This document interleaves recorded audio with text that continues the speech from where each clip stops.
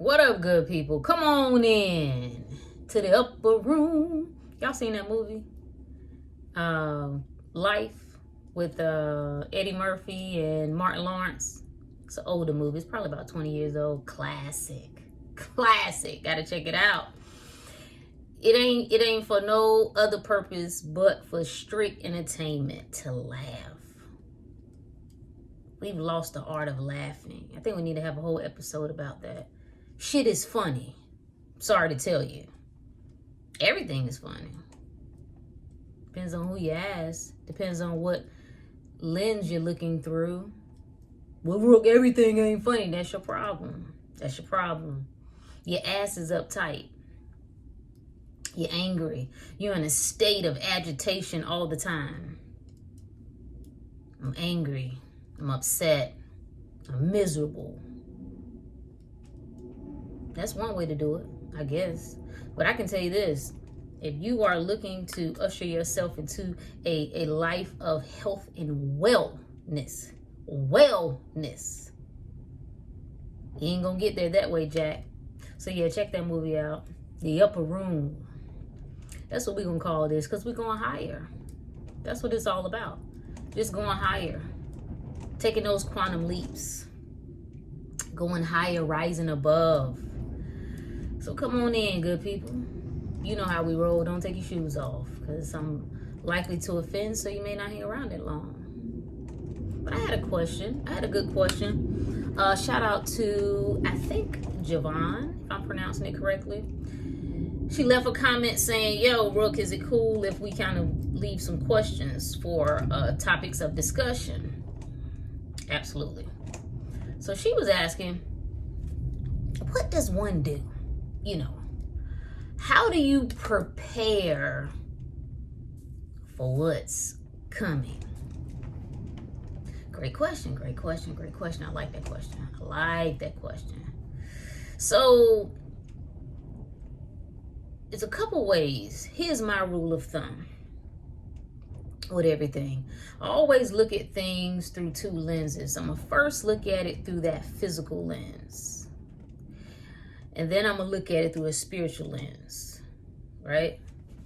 And maybe not in that order. Sometimes it's flip-flop. But I'm always looking at things two ways. As much as I get down with the spiritual, understanding that the mind is all, the universe is mental.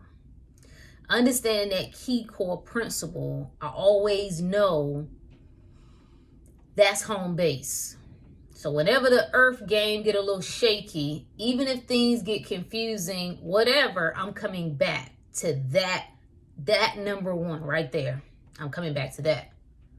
But it's a legitimate question. So let's just talk about, we've been hearing it all. And it depends on what channels you are connected into. So there's been a lot of conversation about inflation. Inflation. There's been a lot of conversation about supply chain issues. There's been a lot of conversation about food shortages. There's been a lot of conversations about cyber attacks. A lot of conversations about surveillance and social crediting systems and how well you will be able to maintain access to the things that belong to you when you need it. That's kind of where we are, right? We understand all those things. So it is a legitimate question. Whenever I say we have to learn how to turn our attention away from things, it's not that we are operating in complete oblivion.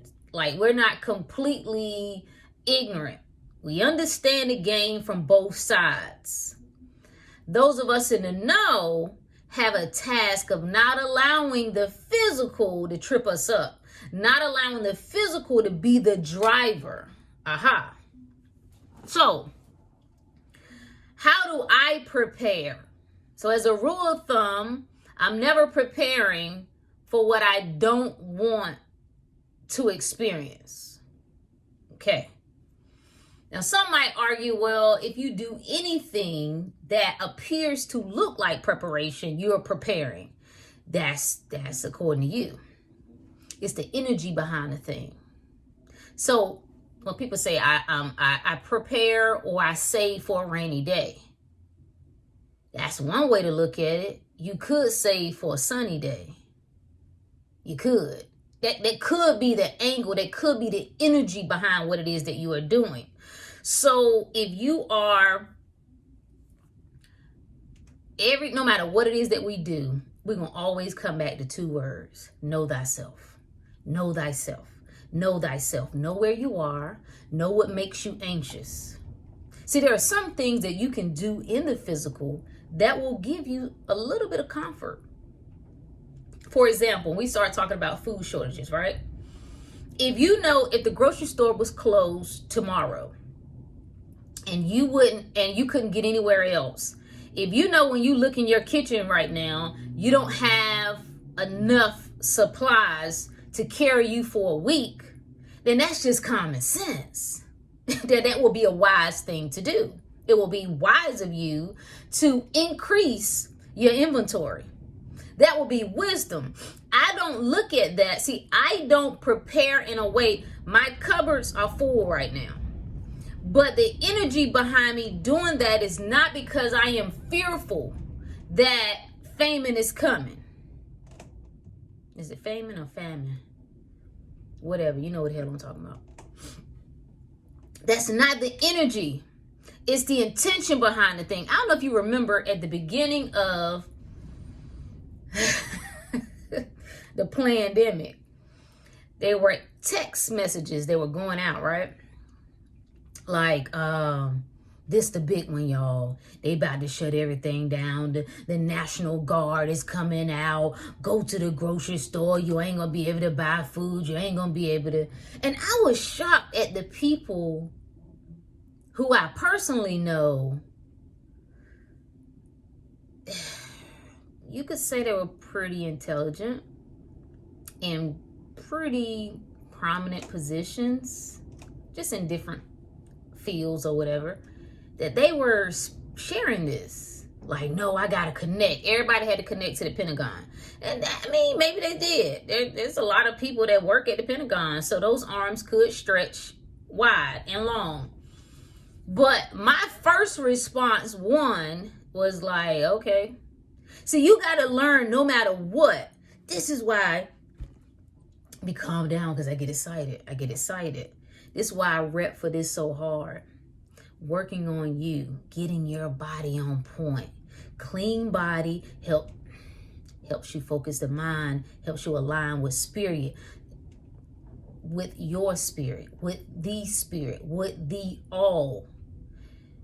You got to learn, how to stay calm.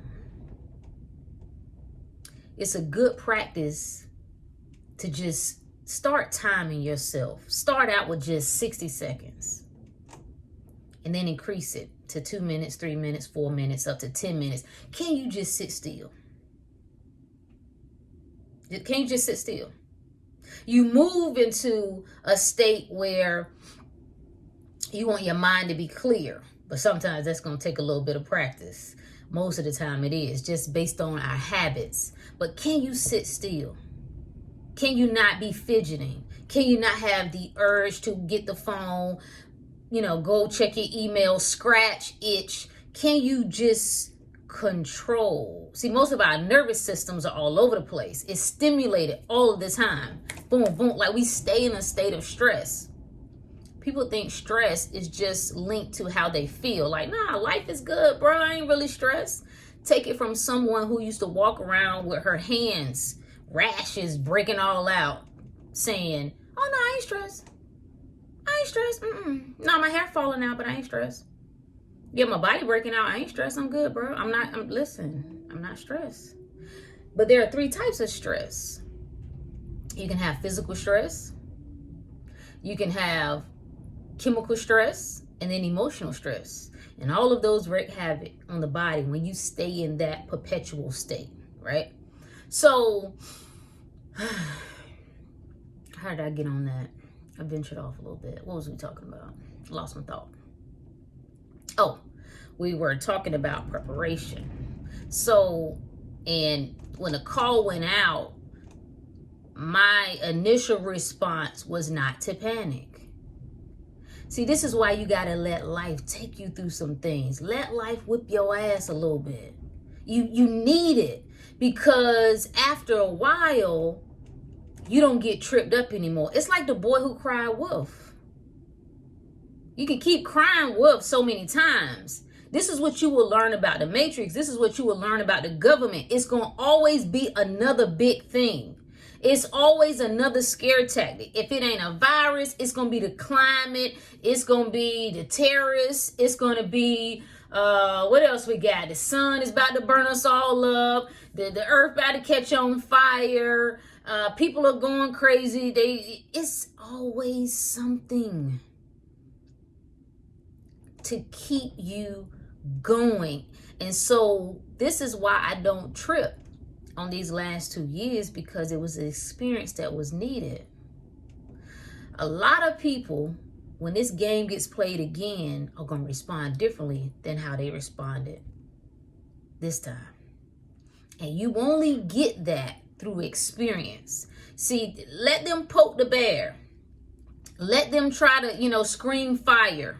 It only takes us, unless you're just a complete dumbass, but it only takes a few times for you to be like, you know what, bruh? Whatever. Get out of here, man.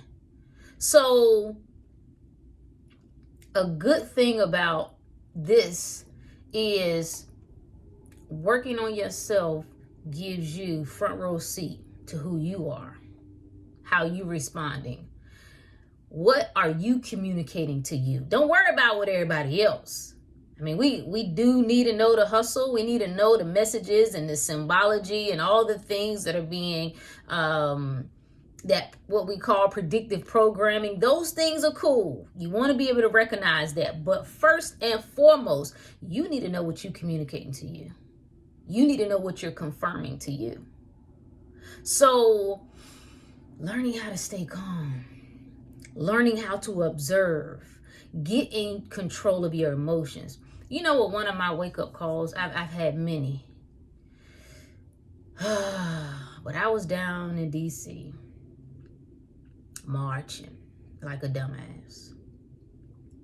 Hands up, don't shoot. I was one, yep. This was it Mike Brown? Was it Trayvon? I think it was Mike Brown. Yeah, I think it's Mike Brown, if I'm not mistaken. And at this time, I was a typical woman. No offense, ladies, but the facts are the facts. We are emotionally driven. Oftentimes, we put our common sense, we put our reason, we put our logic on the back burner. It's how we feel. And I feel like I need to be doing something. I feel like I need to stand up. I need to make some noise. Now, I was new. Now, I wasn't familiar with the area at all. So for me to step out by myself, to leave my family at home and step out by myself, because down for the cause. Somebody, you got to stand for something or you will fall for nothing. And I remember going, and I felt good about it. Drove to D.C. Didn't quite know. I'm following, I don't even know who I was following at the time that was giving direction on what was happening and where to meet. So I finally found somewhere to park. If you've ever been to D.C., you know, disaster, right? Small area, small streets, ain't nowhere to park. So finally found somewhere to park that I was confident I wouldn't get towed. And I get out and I'm looking around and I can see the area where I guess they were kind of having a small rally, but people had they had dispersed. So it was a few people here, a few people there.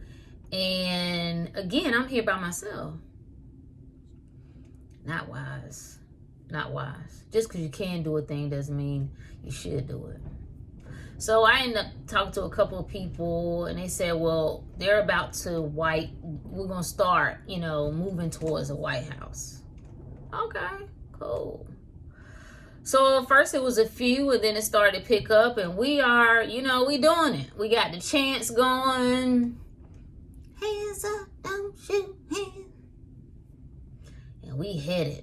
I can't remember the actual building we stopped at, but I know when I got there, it was late afternoon. But as we continued to walk, the sun is coming down. It never dawns on me that, hey, dumbass, you don't know where you are. You're by yourself.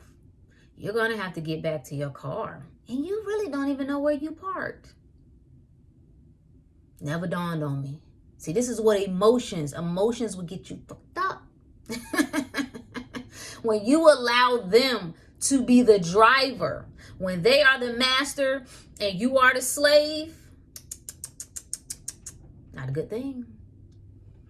So it's only as we get there and everybody goes up the steps. I don't know what building this is. I don't remember. But it had a bunch of stairs. The police were kind of barricaded. You couldn't go any further. And everybody, we were going up because we were going to take one big picture. And, they were still chanting whatever. And it was at that moment, as everyone began to, again, disperse and go their own separate ways, it dawned on me. I don't know where the hell I am. I mean, I know where I am, but I don't know where I am. Furthermore, we have been walking for miles. I don't know where my car is. Have no idea how to get back there. So I'm like, okay, all right, Brooke, all right. Don't panic. You got to play it cool. It's a lot of people out here. I'm like, okay, I don't know where to start. I haven't been paying attention to any streets. I haven't been paying attention to where we turn, where we cross. I'm just in there, baby. This is what happens, boy. You just blindly following like a dumbass. So I'm like, okay, shit. Okay, all right. So I pulled my phone out. I said, okay, let me put back in the GPS the initial destination, because I know if I can get to the initial spot that I thought I was coming to when I first arrived, I'll know roundabout where I parked. This was stupid anyway, because normally with stuff like this, I would take a picture at least of the street name. Again, following your emotions, allowing them to be your driver, will have you up shit creek without a paddle. So long story short, I put that address in and allowed GPS to walk me in. I think it says I'm like 3 miles out. Again, I can't panic because I ain't got no other choice. And I don't really want to be hopping in a car or doing no Uber or anything like that. I don't even think Uber was like in like that at the time anyway. So I'm starting to turn down, and this is not taking me the same way that I came through. So, certain streets not as lit, and I'm like, okay, stay cool. I saw a couple white women walking by themselves. So I was like, okay, all right. I'm just saying. There's a lot of gentrification been going on. The white ladies, they seem to be pretty cool. So, all right, they walking by themselves too. So, all right, cool. I finally get back to my car. I do make it back. I can tell when I'm getting close, when I'm back on that first street that I had, started on. I'm like, okay, cool. So I get back to the car, get out of this city, get back on the highway. And I'm feeling good about myself. I took a stand. Yeah. Stood up. Made my voice heard. My presence. Known, seen, felt. Yeah. And I remember it wasn't even 5 minutes. And I was riding, you just riding. And I remember I had like a little smile on my face. And I remember it slowly just started to And my spirit said to me, I said it as clear as I'm speaking to you. Now what? And I just remember, turning the music down. My spirit was like, now what? You feel good? Feel like you done something? Went out there, put yourself in harm's way, because that's exactly what I did, because it was stupid and it wasn't wise. And had something happened to me, my family is left because I decided to follow my emotions. Yeah. So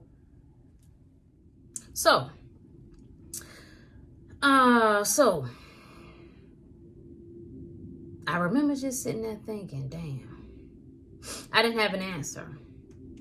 And it pierced me at the soul level. I had no answer. I had no response. It's like, I don't know. I mean, I hadn't thought that. I hadn't got that far. I hadn't thought about the now what. It felt good. I didn't have a plan. I didn't have, and I rode the rest of the way home. I don't remember, probably about an hour. And in silence, because I couldn't answer. I saw myself. This is the gift. This is one thing you want to thank life for. Any moment when you get a flash of you. It only takes just a glimmer. I hit a level of consciousness and a level of awareness in that moment, like, damn, I'm stupid. That's just how I felt. Like, I'm a dumbass. And at the time, my husband was livid, as he should have been, because it wasn't a wise thing to do. And the point that I'm making is that when you start talking about preparation, the first thing you always want to look at for yourself is being in control of your emotions and your response. This is how you truly prepare. Learning how to first stay calm. Learning how to evaluate the situation. You don't have to respond immediately. Now, oh man, I can dig more into how I was able to pull myself out of the wokeness, that fake wokeness, because I was caught up in the sauce. This is why everything that I talk about in regard to being a dumbass, because I'm the perfect example. I know what it is. I know what it is to blindly follow. I know what it is to ignore your inner wisdom. I know what it is to do things simply because they feel good, to follow others. I do. And when it comes to what we're witnessing now and what will begin to unfold, we will all have choices to make. So yes, going back to food preparation, it doesn't matter if you're plant-based, not, whatever. It's basic things that you can kind of keep on hand. I'm always encouraging folks to incorporate as much real whole foods as you can, as much fresh foods as you can. But that's just not 100%. That doesn't mean that I don't keep canned foods on hand. That doesn't mean that I don't have a shit ton of dried beans and dried rice. Those two are the main staples for me, because you can keep those things around for quite a while. They can, the shelf life, pretty good. You don't have a problem. You know what I mean? Those are cool. In regard to quickly eating things that don't have to be cooked, that's where you incorporate canned food. So yes, it will be wise to make sure. How I look at it is, I like to have what I need when I need it. I like for my family to have what they need when they need it. So that's the way I approach it. I am never approaching it. I'm going to tell you, I did get somewhat caught up in it with the Ebola hustle of like, oh man, the preppers, you better have this, you better have that. No, I'm not going into a panic because I don't have to panic. I just know that I can be not prepared for something bad to happen. I just have the things that I need when I need them. This is how I frame it. The energy behind that is different. The energy is completely different. It might appear to be the same, but it's not. Now, if you got a little space, you get you a deep freezer. You know, you can put in frozen fruits, frozen vegetables. If you get down with meat, you can throw that in there. So you got enough to make sure that you and your family, you good. From there, you take that to whatever level you want to take it. If you got space and you can start growing things on your own, then cool, by all means. Knowing thyself really is about you recognizing what makes sense to you. If you find yourself in a panic, what are the things that you can do that will ease that? So you do all that you know to do. And then what's the phrase that we love so much? Let go, let God. That's what it means. You do all you know to do. And the rest, whatever. You don't put no stress into it. You don't put no worry into it. I've never seen the righteous forsaken. So you can tell me about the farmers. You can tell me about the supply chain. And I get what you're saying. I get it. Makes sense. But at the end of the day, I am not going into a panic about my wellness and me being taken care of. I'm going to do what I know to do in regard to making sure I have what I need when I need it. My family has what they need when they need it. Outside of that, whatever. And that goes for finances as well. There are things that we can do. You get into, depending on your level of comfort, you get into the crypto game. Now, I have spoken about these things not being saviors. That doesn't mean that they don't serve a purpose. Let's not get it twisted. So these things serve a purpose. Do you have cash on hand? Can you easily access it? Just little things that you can do, again, to make sure that you can have what you need when you need it. Not because you go into a panic. Now, if panic is your thing, I guess you can operate that way. I have done it. I don't, that's not my, that's not my, excuse me. That's not my beverage of choice. Not anymore. Drives me insane.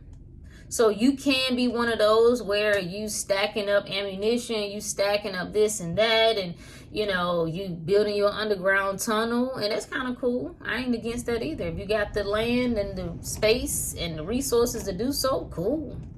But I just can't operate. I know this game is always rolling out more fear, more worry, more this the big one. Look what they doing now. I just ain't got time to be putting a lot of energy into that.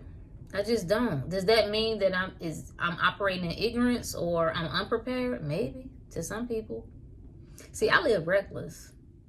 That's why I don't advise people on a lot of things. Because but I have the belief system to back up what I do and what I don't do. So it works for me. You got to figure out what works for you.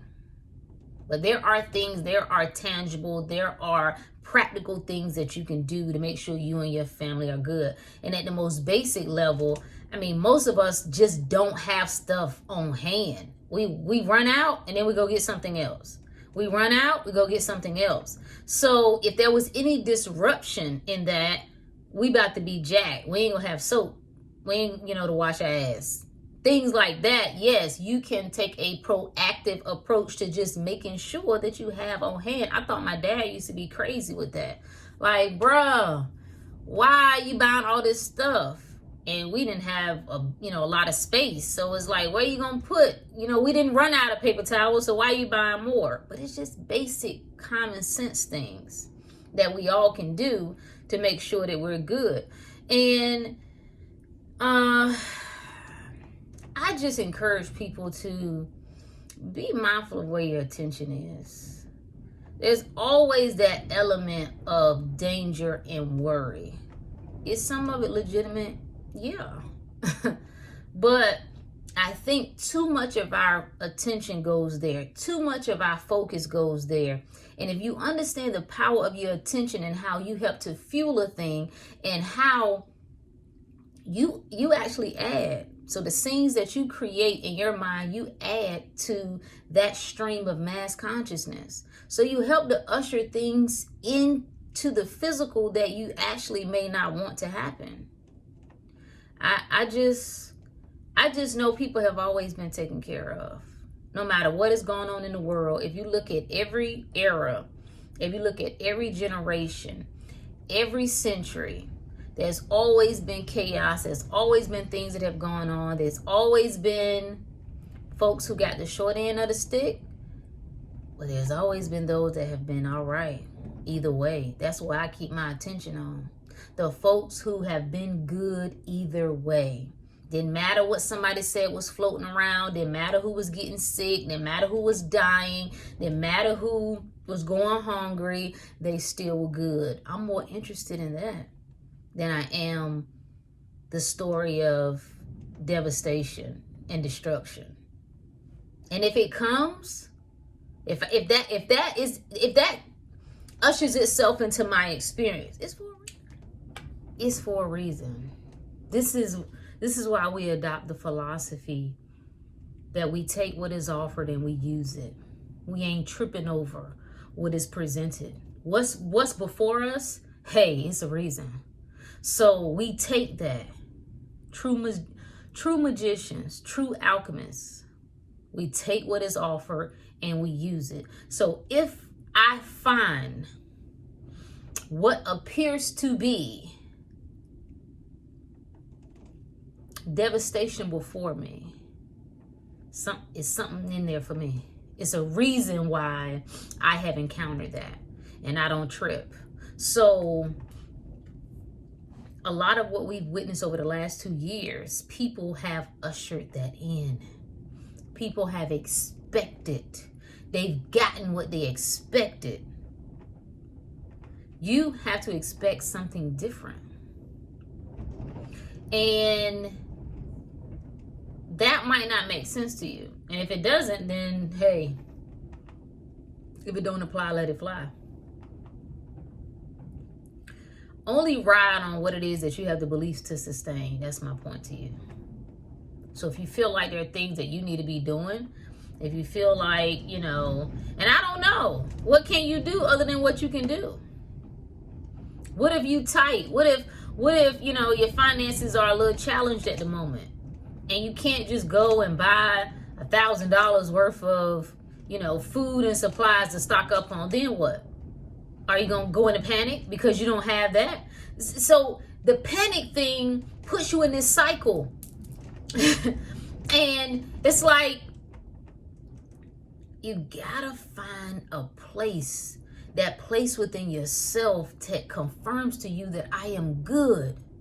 And the reason, and you're not finding it, let me rephrase that, because it's already there.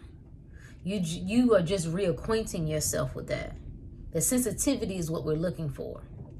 We don't have to trip over what's going on in this. You ever notice, and I don't know, I grew up in the country. Good old Carolina country gal. And my grandmother, I used to be amazed. And I noticed this with my daughter's grandmother as well. That the grandmothers would prepare a meal, right? And most of them we understood to be on fixed income.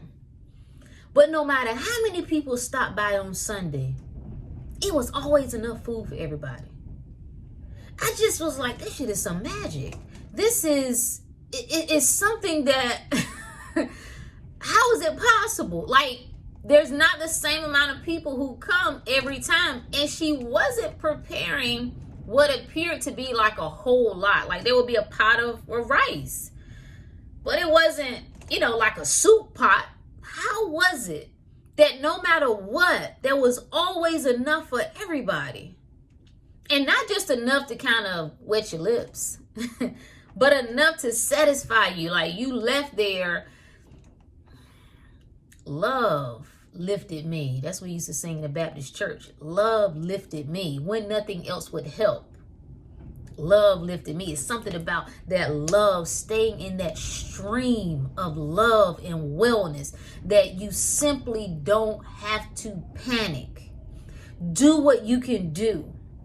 There are resources out there. And if you find yourself gravitating towards certain things, if you want to get into gardening, my gardening been hit or miss. But I think a lot of that had to do, I know a lot of that had to do with me. Right? And so whatever you feel drawn to, start putting your attention there. That's, your spirit is always leading you. It's leading you in a direction. You don't have to wonder. You don't have to fret. You don't have to, what should I be doing now? Listen. I had a young lady that asked me that, and I think it's a fantastic question. Like, she was like, how do you know though? How do you know when your spirit is speaking to you? You got to get reacquainted with it. The fact that when we don't know is because the world's voice is flooding it out. Have you ever had two people? I don't know if you have siblings and you stayed in different rooms, and on the weekend, Saturday, one of them got this particular music on, the other one got this one on, and depending on where you are, you can't make out what's what. The louder the world gets, the less likely you're going to be able to hear from you. It's not that your voice isn't there. It's not that your inner guided system isn't there. It's not that you don't have one. You've weakened it. You have turned the volume down, and you've done that by turning the volume up on everything else. The volume is up on the world. The volume is up on drama and chaos and gossip and celebrity this and the mean old evil people that. That's what you hear the most, because that's what you tapped into the most. All of this life experiences is guiding us back to ourselves. That's what's so exciting to me. When I figured out that I couldn't get it wrong, that no matter what way I go, if I make a left, if I make a right, I could be rerouted, but I could never be off my path. The destination was still locked in. That brought me a great level of peace and a great level of understanding. Like, oh, okay, so everything is for my benefit. This is being in the school of hard knocks. I'm learning. This is a data collection, information gathering. Okay, boom. So no matter how it goes, no matter how devastating it could seem, no matter how great it could seem, it's all working out in my favor. Powerful thing, powerful stuff. So how you prepare for the things that you don't want, it's the same way you prepare for cold and flu season. You don't. You don't. No. What you do is you make sure that you have what it is that you need when you need it. Common sense. Remember that. You don't need anybody else to tell you that if the store's closed tomorrow and you don't have any tissue to wipe your ass with, you're going to be in trouble. And actually you won't. You got paper towels, and worst case scenario, you start cutting up some old rags. I'm just saying. You get my drift, you get my point. Stop worrying. And that could be easier said than done, but that's only because you haven't practiced it. You practice stressing out. We practice. It's not like pointing out to any particular person, just as in general as humans, we spend so much time and so much energy preparing for the worst case scenario. What would happen if you prepared for the best case scenario? Well, no, I mean, that don't take no preparation. You know what I'm saying? You just, if that happened, then it's just good. But if the bad thing happened and you ain't prepared, maybe that's one way to look at it. But there are a lot of people that will prepare for all the things that they don't want to happen. And then when it happens, they'll say, aha, see, I was smart. One up on you, Nick. I was smart. Maybe, or maybe you're just a powerful creator. Maybe you set it up exactly how you expected and it unfolded just that way. Maybe. Depends on how you look at it. So yeah, man, don't allow your mind to take you down this spiral. And here's the deal when it comes to listening to, I'm connected to all sorts of things. I don't want you to get the misimpression that my ear ain't to the streets, because they are. My ear is to the streets. So I'm aware of different things. However, I'm also aware that I'm not about to take myself in a panic and on this downward spiral of doom and gloom. See, I've already gotten tripped up on that before. Can't fool me with that again. Plus, I know how this game works. And if mind is all and the universe is mental, then I know at the end of the day, what I experience is going to be, an outpicturing of what I'm experiencing on the inside, what I'm experiencing here. So I put more attention there. It's not that I don't put any attention. Again, my cupboards are not bare right now. I have things that I need. I mean, I buy things in bulk. Why? Because I like to have what I need when I need it. So it's not like I'm totally out here riding around, with no drawers on. The point that I'm making is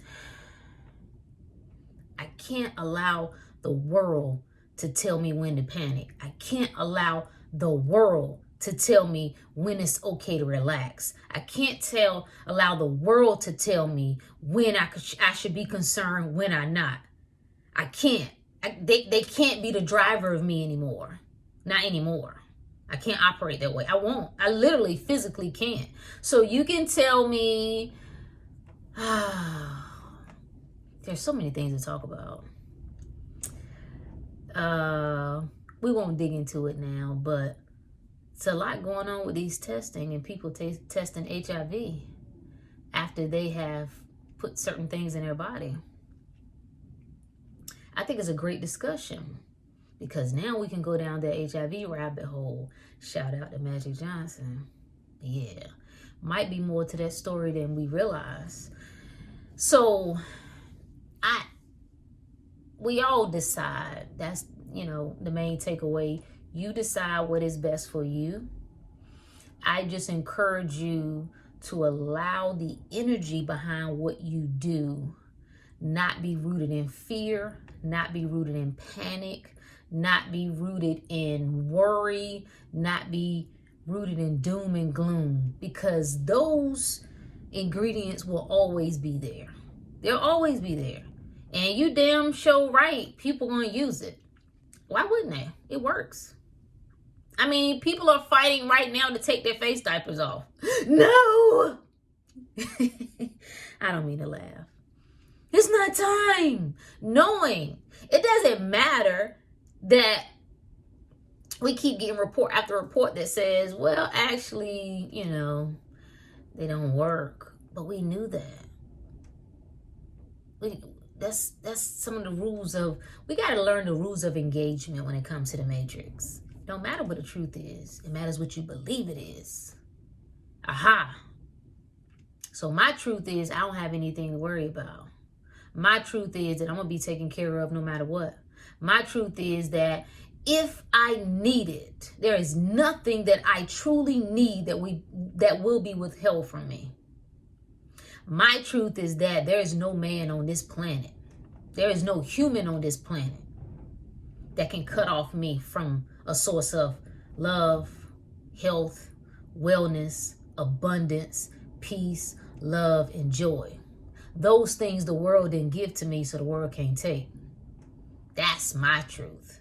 You got to figure out what your truth is. Either way, just know you covered and know you good. And be mindful that our children are watching. Our children are watching. Even if you don't have any physical, biological children yourself, the youth are watching. They feel us. They feel our panic. And a lot of the panic we got from our mothers and our fathers and our elders or whoever the adults were in our life. So it is our task to break the chain. Don't prepare for destruction. Just make sure you got what you need when you need it. And the spirit within will make sure that you're taken care of. That is a guarantee. I'm a witness. All right, good people. Till next time. Peace.